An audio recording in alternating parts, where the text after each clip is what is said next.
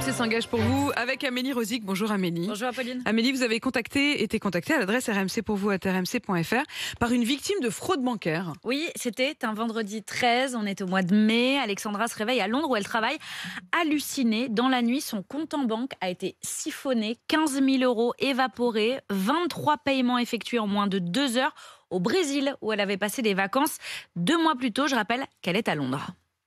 La carte est ici, je suis ici.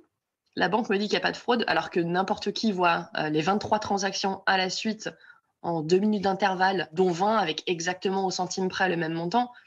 Qu'est-ce qu'il faut de plus en fait? 15 000 euros, ça représente des années d'économie, donc il va falloir retravailler pour récupérer ce qu'on pensait nous appartenir en fait.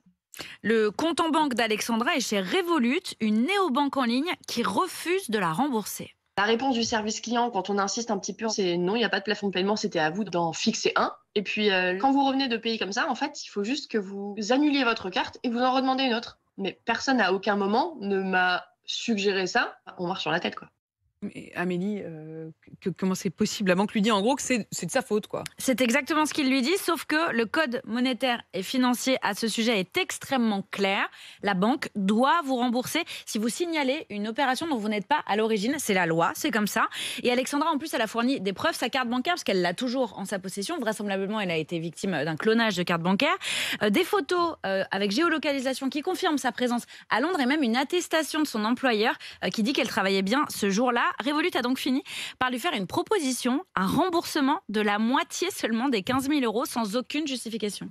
Mais c'est pas possible, ça suffit pas. Qu'est-ce Non, qui se passe? ça ne suffit pas. Résultat, nous, on a essayé de contacter cette banque. Je vous rappelle, c'est une néobanque britannique, donc en ligne, qui opère en France depuis la Lituanie.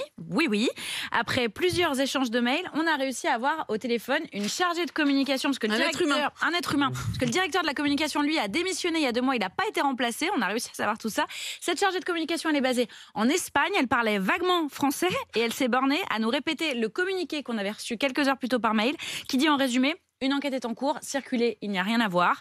Alexandra, elle, a donc porté plainte pour escroquerie. Son avocate, Maître Léautier, a envoyé une mise en demeure à Revolut hier soir. Et surtout, l'association France Conso Banque que nous avons contactée envisage de monter une action collective, car ce n'est pas la première fois qu'une faille de sécurité, c'est bien le problème, est démontrée pour cette banque. Pas la dernière non plus. Écoutez, il y a 12 jours, hasard du calendrier ou pas, la néobanque a été victime d'un piratage. Les données de 50 000 clients ont été volées. Ah, ça aurait pu aussi être l'une des raisons de ce fiasco. Absolument. Et de ces 15 000 euros évaporés. Merci Amélie. RMC pour vous @rmc.fr pour contacter Amélie et son équipe. Il est 7h11.